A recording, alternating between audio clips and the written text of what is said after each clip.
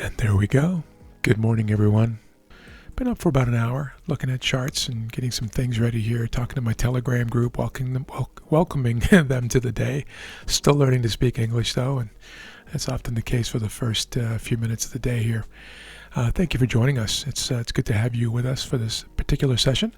I'm going to do something a little different today. Normally I come in here and I already have all my support zones, affectionately known as ZAR zones, already drawn on my charts. But today I'm going to draw them with you. We're going to start with a naked chart.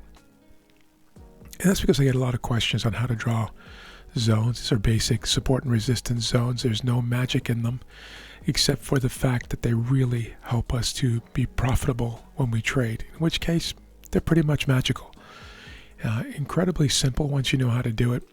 Anybody who's been trading for a while, and technically trading, of course, knows how to do this. But I'm going to walk through it with you. This is a 10-minute chart.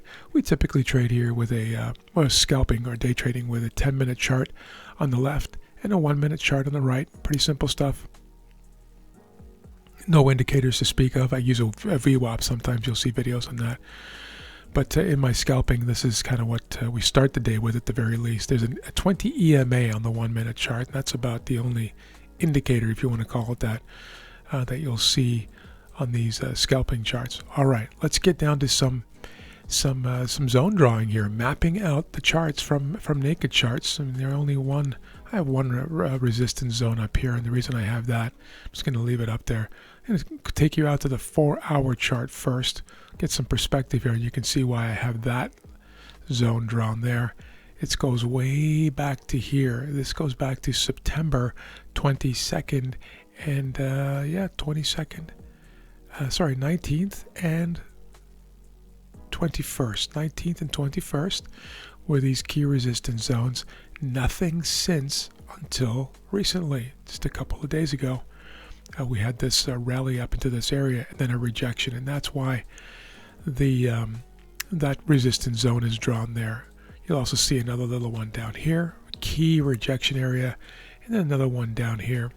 And this marking says major low here, and this one up here says major high up here, right? You'll see some more here, major high, going all the way back. This is a futures contract, by the way, so eventually it would become illiquid, and there's not a lot of useful data here, but I can go to the continuous contract for that. It's no big deal.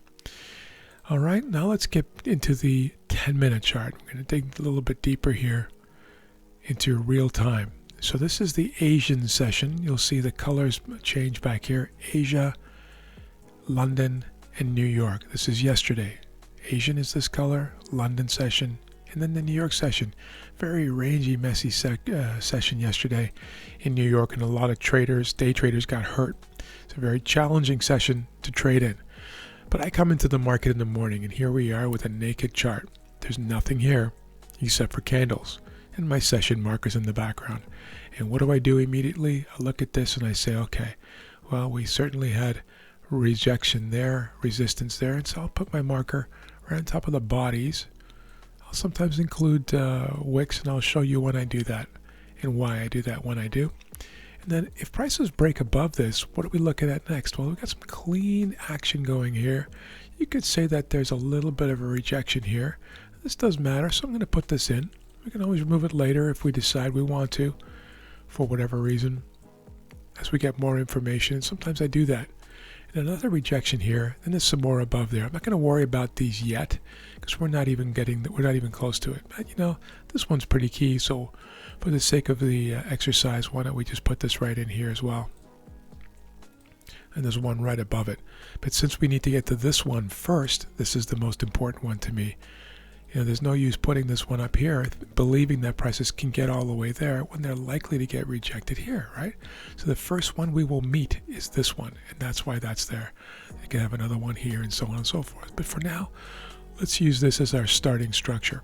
But what if prices go down? Well, let's see what happened here in Asia overnight. By the way, the market is open. London is open now. It's the first candle printing. I'm not going to panic or rush to anything here. There's no anxiety.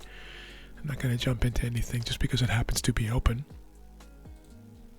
The first thing I would do is to put a marker at the low of the Asian session, right? So this is the Asian session. This is the lowest point. And so I'm going to put a marker there, start my mapping, right? And now what if prices decide they want to go down from here? Well, the first area I'm going to look at is right here. This is the most immediate area. You could make an argument that this could go there. This shift candle is kind of a bigger candle with prices rejecting here. Either one is fine. Either one is right. But I always look at the one that is the area that is significant first in the path of travel of price action. In other words, where prices have to get from current time, from where they are now, to down here, they first have to meet this one, this area, not this area, right? They're going to be the more conservative. And that would be a target, for instance, or a breaking point for me to consider first. And then I would put another one right about there, okay? To give me some indicator of where things might go. Then what I do, and this is just my own style, is I take an arrow and I place it here. I actually usually make these arrows blue. I was illustrating something else for somebody else, for some other purpose yesterday. That's why I had the red candle, orange or whatever that is. I'm colorblind, by the way, so sometimes get a little confused with colors. Now this is interesting. If prices break up here and it looks like they want to, we have clean traffic to the left, except for this.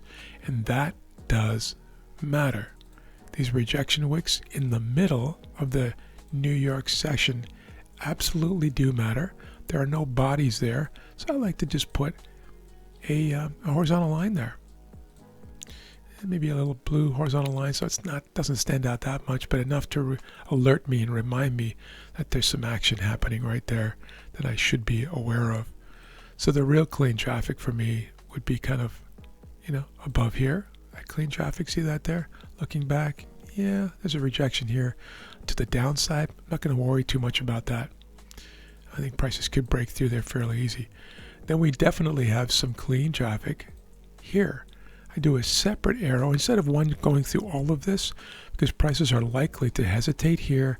They're likely to hesitate here, even reject here, and pull back. And so I want to remind my brain about those things by using this broken arrow or two sets of arrows instead. Make sense? Hopefully it does. I'm not going to put an arrow here because that's not really clean. So I'm going to start here with this. If prices break down below here, the next area of concern for me would be right here. See that? And what I can do here is just extend this. I always want to connect it to price action if I can. And so I'm connecting it to here to remind me that this is where we get back to before prices hit again or touched, if that makes sense. All right, let's reset this. And now we have a framework to work from. Bring this arrow over a little closer to where we are so we can see it very clearly. And now I can begin my day. Watching prices move up. First candle. And as you know, if you follow my trading, I typically don't take a trade during this first 10-minute candle. I actually let this candle close and let this initial flurry of activity work itself out. And that might not be for everybody. That's just the way I do it. I do sometimes take trades in the first candle, and you'll see several videos of me doing that on YouTube, on my YouTube channel. But I give very specific reasons as to why I've done that. So this is the opening range. So far, I could expand. It looks like it might. We still have 4 minutes left in this opening candle.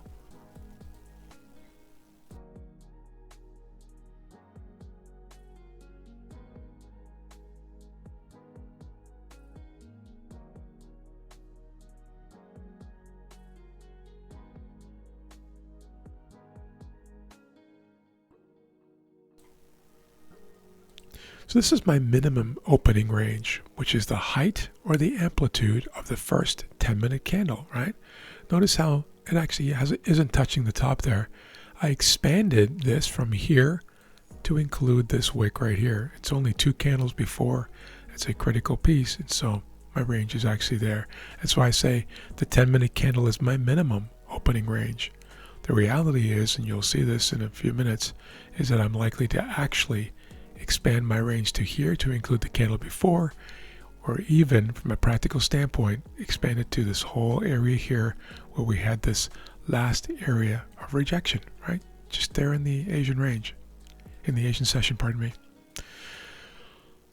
All right, and so now we wait for the first 10-minute candle to close and see where prices take us from there.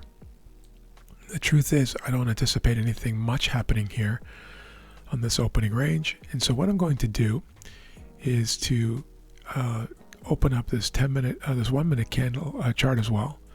Really struggling to speak this morning, guys. Appreciate your patience with me. Just trying to wake up here a little bit. It is early. It's 3:07 a.m. my time. It'll be a long day as it was yesterday and every day this week. I will also show you this one other chart. This is the other chart that I look at. Call it the Four Sisters. These are four indices. The NASDAQ on the far left, then the Dow, S&P, and the DAX, German index. And here I'm looking for consistency, synchronicity, congruency between the indices, and possible signs of divergence to garner clues as to what might happen next. And right now, everything's pretty much in sync. That blue horizontal line you see here is the London Open, and you'll see that all four indices are trading barely above the London Open. See that? And trading now below the 20 EMA, except for the DAX, a little bit of sluggishness in the DAX compared with the US indices. Remember, this is the DAX session. We are in the London Open. We are in the German Open session. The US markets aren't even open here for another 6 hours plus, right? 9:30 a.m. they will open. But the futures market is very much open, and that's why I trade the futures here in these early hours. So you'll notice now that the NASDAQ, Dow, and S&P are breaking below the London Open, whereas the DAX is not yet. So that we need to determine which one's leading, which one's lagging, or which ones are lagging or leading, and then make a decision on that basis. It could be an arbitrage style opportunity there. Bringing you back to this 10-minute chart. Here we see our structure. We'll see that prices are very much stuck in the middle of that opening range. By my definition, opening range again being the amplitude or the height of that first 10-minute candle. On that note, guys, I'm actually going to end the stream here for the open. I'm going to watch to see what happens here. We'll come back if there are any trade opportunities, and I'll send those ideas out to my trading group, my Telegram group. No charge for that, by the way. It's Cerulean Trading at Telegram. If you're interested in trading the NASDAQ or the S&P or the E-minis or trading anything for that matter and would like to learn about price action or how we do it here at Cerulean, if you have a positive attitude and a positive vibe, love to learn, love to share, then you're welcome in our group, Cerulean Trading, Telegram. Hope to see you there, and look forward to seeing you again either later on in this session for open live trades real time as they happen, or in the New York session later on today. Otherwise, we will see you on the backside. Take care, guys, and we'll talk soon.